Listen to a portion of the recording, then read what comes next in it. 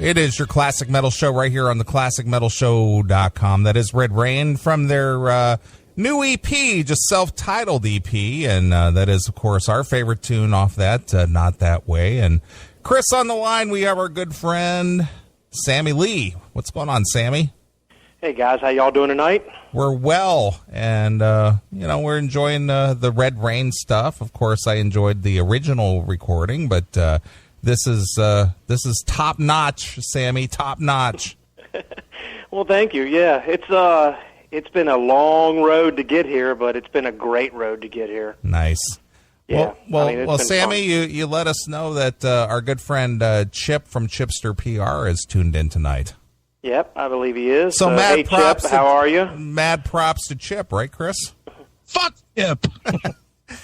Now, he sent you the Dead Daisies, dude. I love Chip, and Chip knows that. Chip and I have been correspondents without ever meeting each other for, I think, about 17 years at this point. I love Chip, man. Yeah, it's kind of like me and Sammy. And I was getting ready to say it's the Neely Sammy show there. Yeah, but we're important. You guys are just you guys. So anyway, Sammy, we've talked about this before on the show that I became aware of you when you had your band Seth back in the late 90s, early 2000s, and you had sent me your EP with Seth at the time, and I enjoyed it so much that I played it on the show, and it became a fan favorite, and I've been playing it over the last 16 years, and obviously that band went to the wayside years ago, and there was a while there where you weren't doing anything at all. And so, damn, Mike. Neely, you there? You went out. I know. I'm having problems with the mic tonight. But anyway, at what point did you decide that you were going to, get together with your bandmates and do something again? Sure. So, like you said, Seth kind of went its own way, and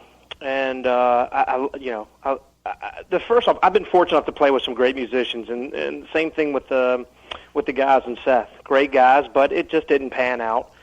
But Bubba and I, who's the singer, was a singer of Seth and the singer of Red Rain. Bubba and I just wanted to continue. We had written a song.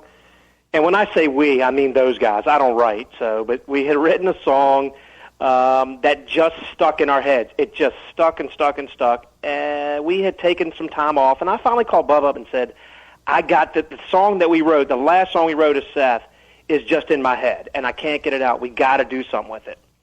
And we got together, and we found, as Bub and I started talking again, we found our bass player, Larry Moore. And really, the song that had stuck in the head ended up being parts of Red Rain and being parts of Not That Way. And it just flowed from there. And that's how it started to get the ball rolling. Okay, so from there, you obviously formed Red Rain, and you did the band thing. You kicked it around town, and you played and tried your best to break it. And, I guess at some point you just decided that it wasn't going to happen. So what goes into that decision is my first question, followed by what brings it back around to being something that, you're like, wait a minute, maybe we didn't give it our full go. All right, so the problem is, and I'm sure this is I would say, I shouldn't say I'm sure, probably around the nation, but as you guys well know, hard rock is a tough sell these days. But not only hard rock itself, but playing all originals. We were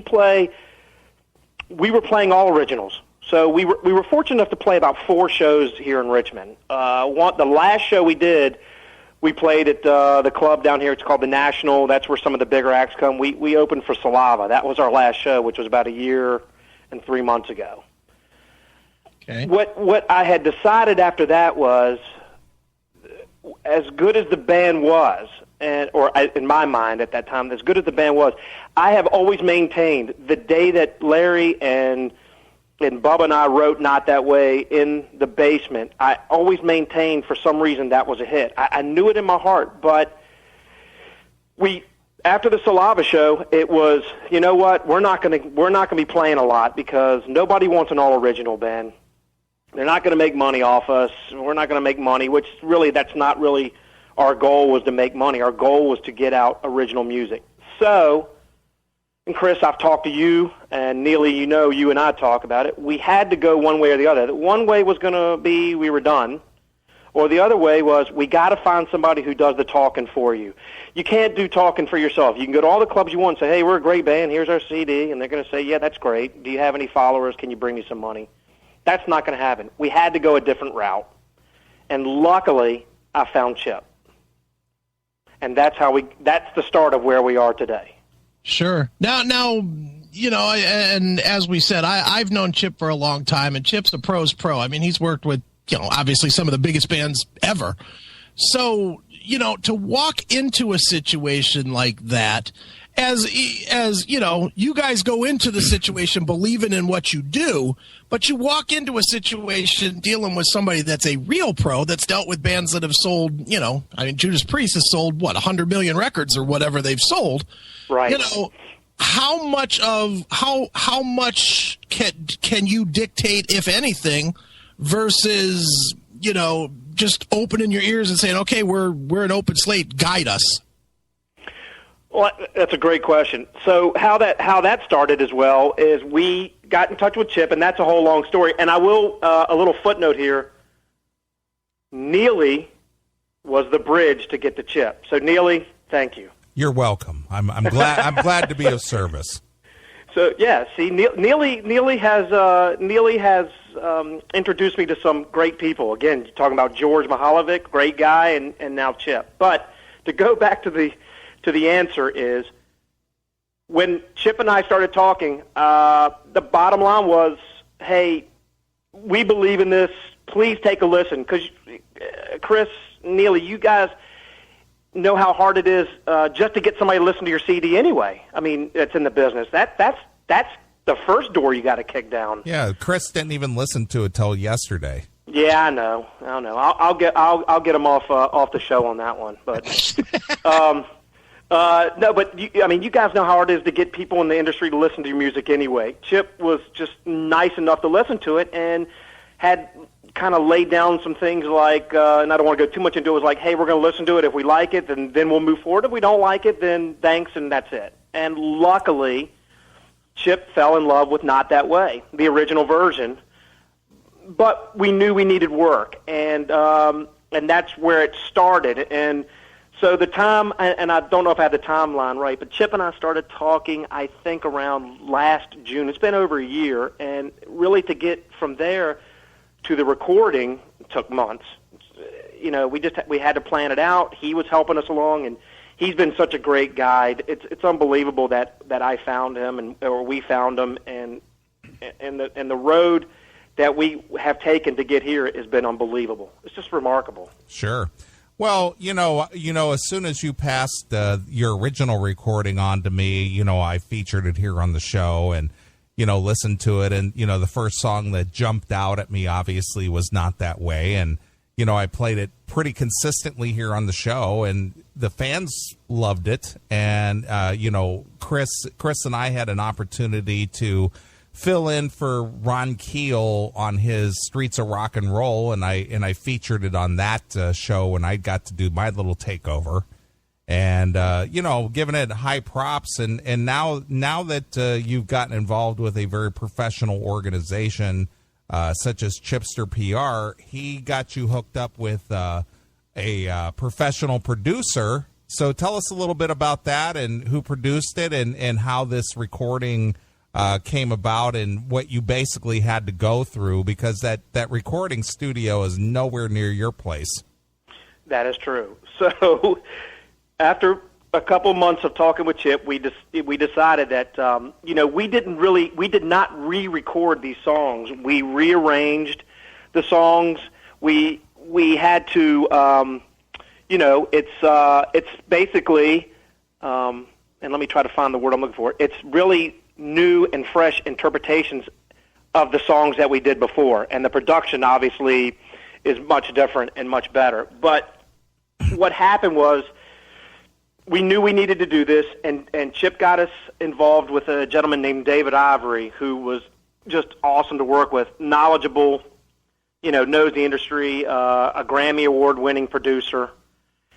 And we got on the phone with David, and David's to the point, but basically it was, and I don't remember the exact words, but basically it's you guys got good songs, but the arrangements just stink off the original CD. Nice. And it was, and I go back and I don't listen to the original CD much because I understood what he was saying, but we were an A-B band. It was, verse, chorus, lead, verse, out. And so that's, nobody had ever taught, nobody ever teaches you songwriting. So when we got with David, we, as you can tell in some of the songs, we've added some bridges. We've taken some parts out. We've added new parts. And it's just been, the songs are much better. To go to your point of how this worked, we live in Richmond, Virginia, and David's studio is up in Gwinnett Valley, Pennsylvania. So we would get up and we would rent a van and we would put some equipment in there. Luckily, I didn't have to take my drums. And we would drive up there. And we did pre-production on the CD for about 3 to 4 months. And we would just get in the car, leave here about 7 a.m. It's a 4-hour drive. We would drive up there. We'd play for 3 or 4 hours. We'd get back in the van and come home. Because obviously we're starving musicians and we all have to work for a living. Sure. So everybody had to come back home. Right. But, you learn so much driving up, and it was just it was just an eye-opener to work with a guy like that. And now, as we're still rehearsing, so hopefully we'll have a live show sooner, we are also starting to write new material in the vein that we had just learned. So it was a great experience all the way around. And I heard you guys say earlier, listen, and I said this to Chip not too long ago, but if it ended the day, which I hope it doesn't, I have been down a road that I never thought I would be, and I don't want it to end, and I don't think it will end, but what a great ride this is and has been so far.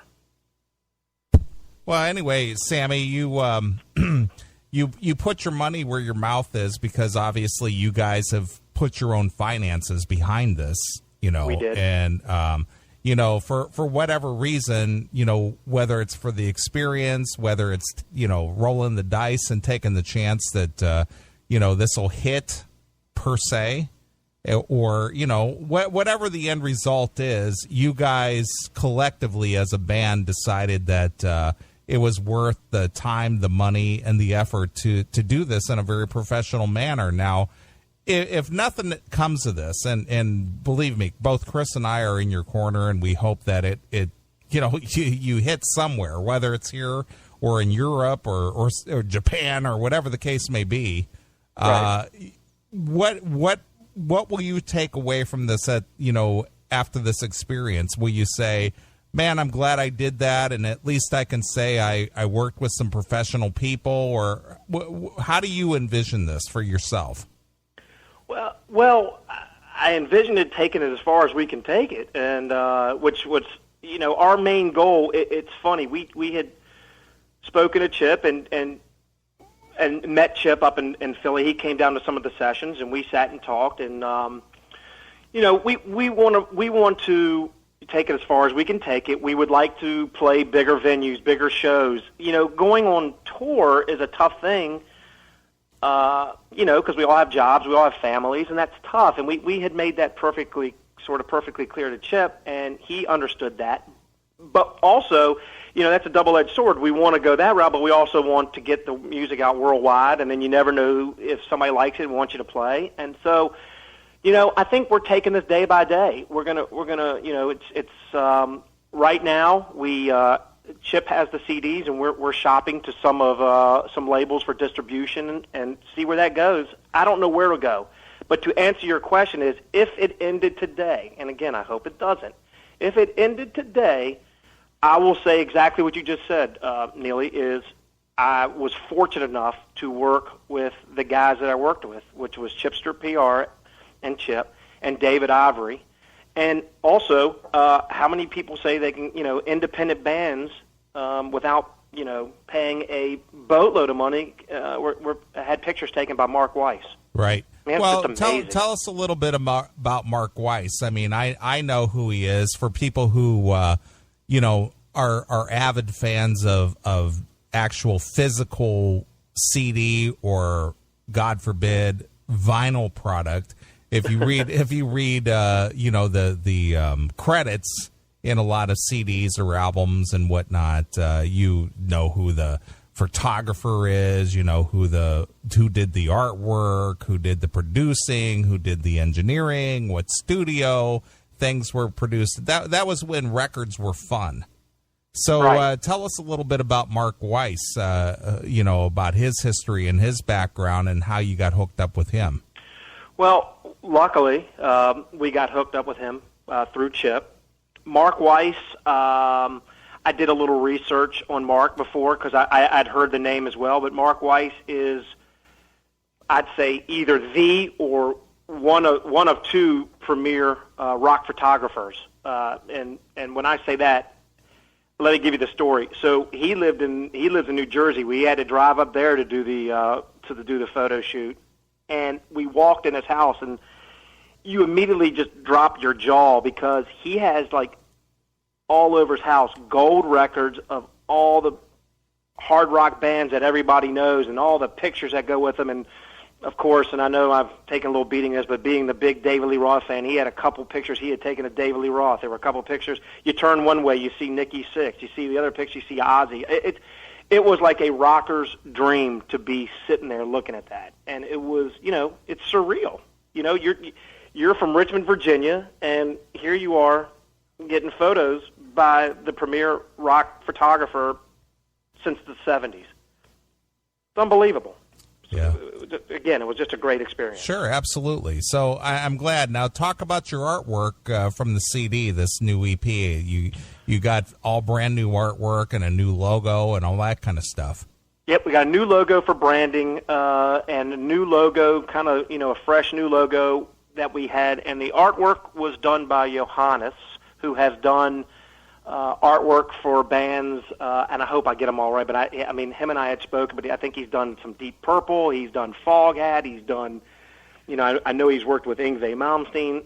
The list could go on, and we were, again, lucky enough to, through Chip, get hooked up with him, and came up, he, kind of came up with more of the concept. We had a little input, but I couldn't have dreamed of the artwork being any better than it was. The CD came out exactly what I had hoped for, and I don't know too much about what went into the art. We had spoken a couple times, but we kind of let him, we were new at this.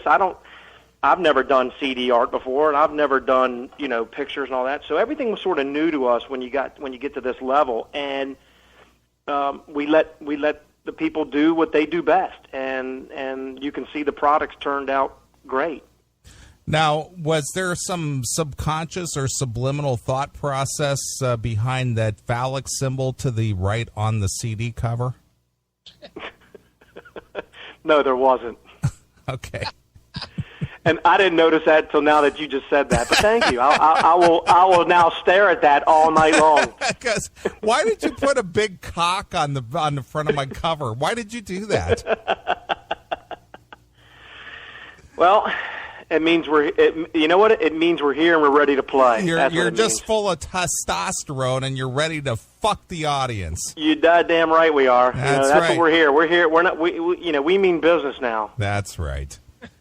All right. Well, thanks, Neely. That's the icing on the cake. There. Well, I'm not the one who actually pointed that out. Actually, Let me guess. Wasn't me. It wasn't Chris. Come on. It wasn't. Wasn't you, Chris? No. Oh, okay. It was actually a female that I know that actually pointed that out. So it's just like, what's up with the dick on the album cover? I didn't see it, but and I don't know what was on her mind. I can't speak for her, but holy moly!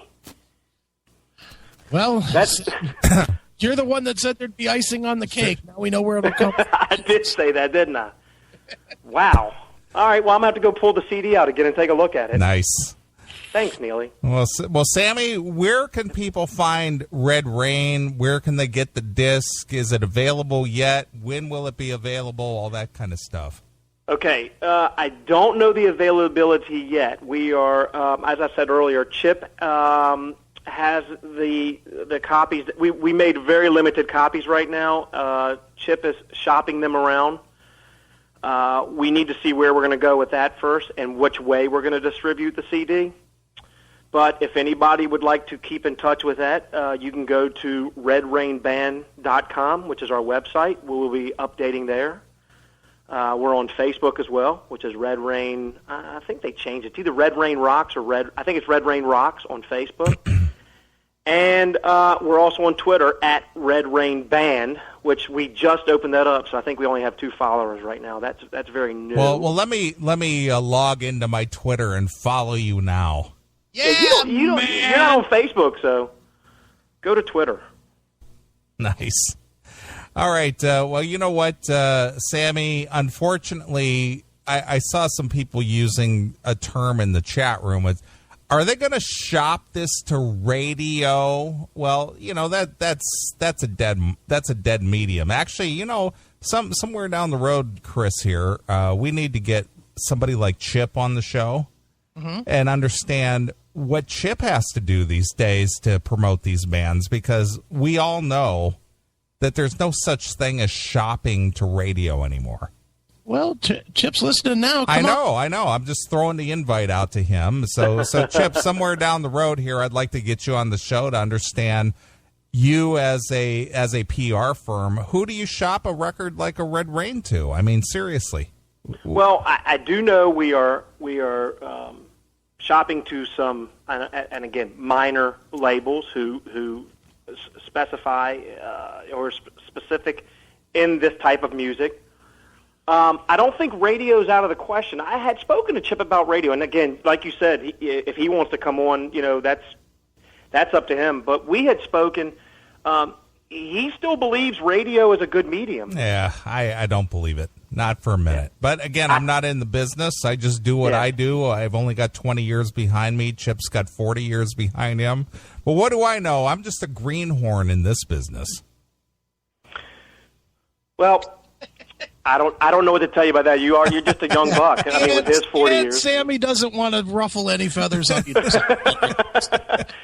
But I will tell you, you know, the labels that we are shopping to are melodic rock labels. Sure. So well, again, having a label is a great thing, but unless the fans hear it somewhere on some kind of a platform, right? You can have the biggest label in the world, but if people are not hearing it, what are you going to do?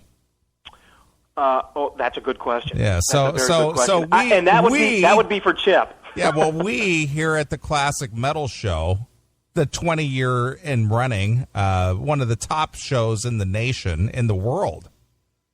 We support Red Rain, so yeah, y'all have been most generous with that, and also I just wanted you to know I got a text from Chip. He said, "Tell them I will come on down the line."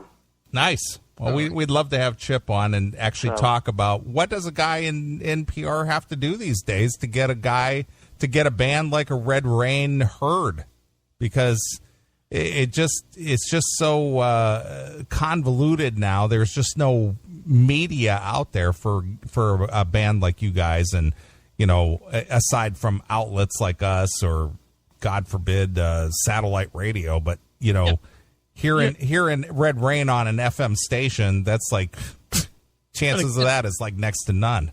But again, you're only talking about the U.S., Neely. That is true. You know, out overseas, that's a whole different animal. That is true. Yes, and again, that's sort of over my head. I know that I know what you're saying, and I'm not a fool to believe it's going to be any different. But if anybody can kick that door down to get us on radio, it's going to be Chip. Holy shit! Wow, what an endorsement. Well, I'm telling you, you know, again, and I will say this before I get off the phone, is he has been the greatest supporter of what we have done. And, you know, when I have questions and I because I don't know anything outside of the business, outside of playing on, I'm just a dumb old drummer. I get on stage, I bang something, drums, and then I get off the stage and I go home. I like how you. I know. I was waiting for y'all to jump in. That's why I said drums. Well, Chris will do it without a condom, though. That's the whole thing. I heard that. Hell Good yes. for you, Chris. Chris is a filthy bastard. Got to die of something. Might as well be pussy. Well, good point. Right. Good point. All right. But anyway, just again, he has just been. It's been an incredible working relationship with him, and so, I know he has a plan.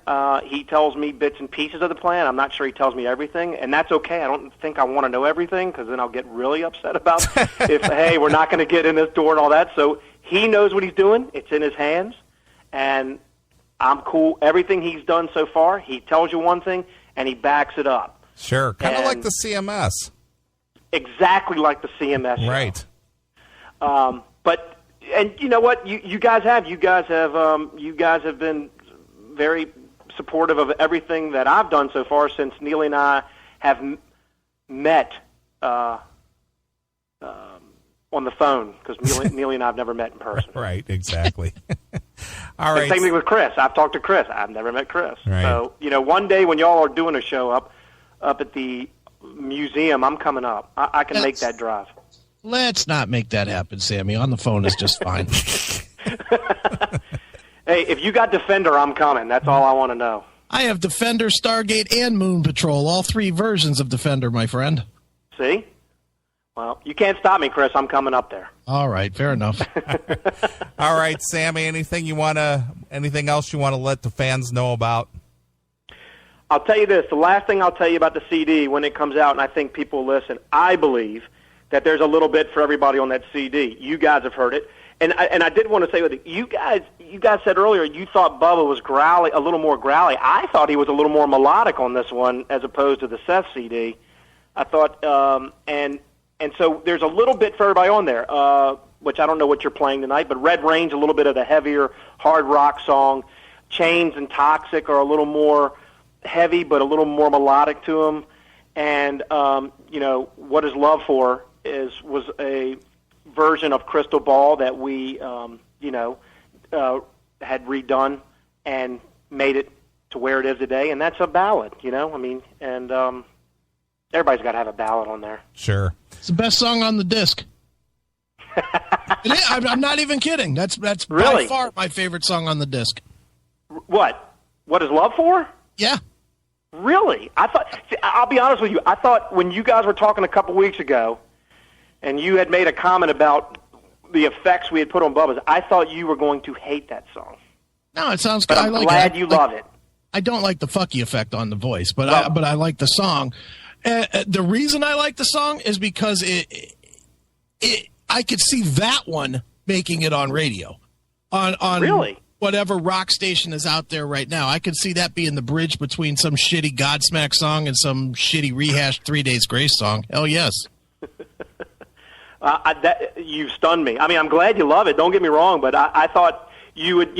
I was pretty sure you guys would like the CD. But I thought if you said, hey, if we had to rate them from 1 to 10 each song, I would have thought that would have been y'all's last choice. But I'm glad you love it. I mean, a lot of hard work in that song too. That song took me the longest to track down because I just can't play slow. It's hard for me to play slow. So that one was a little hard. Excellent. All right, Sammy. Well, we wish you good luck and hope things happen for you this year. And the EP is great, and we'll wait for more information as to how the fans get their hands on it. So, we've already played Red Rain, and obviously Not That Way. So, what should we play to take us out of this interview? Why don't you play Toxic? Okay. Anything behind that, but story-wise? No, not really. I just love the song. Okay. But I love all of them, so that's not. But Toxic, it's a ball grabber, so I think you'll enjoy it. Well, Chris will like that, especially since he goes condomless. Yeah. Well, there you go, Chris. This ought to tickle your fancy. Nice. Tickle his balls. ball scratcher. Right. All right, Sammy. Well, here it is. This is brand new Red Rain. This is Toxic exclusively here. What, Sammy? On your Classic Metal show. And thanks, guys.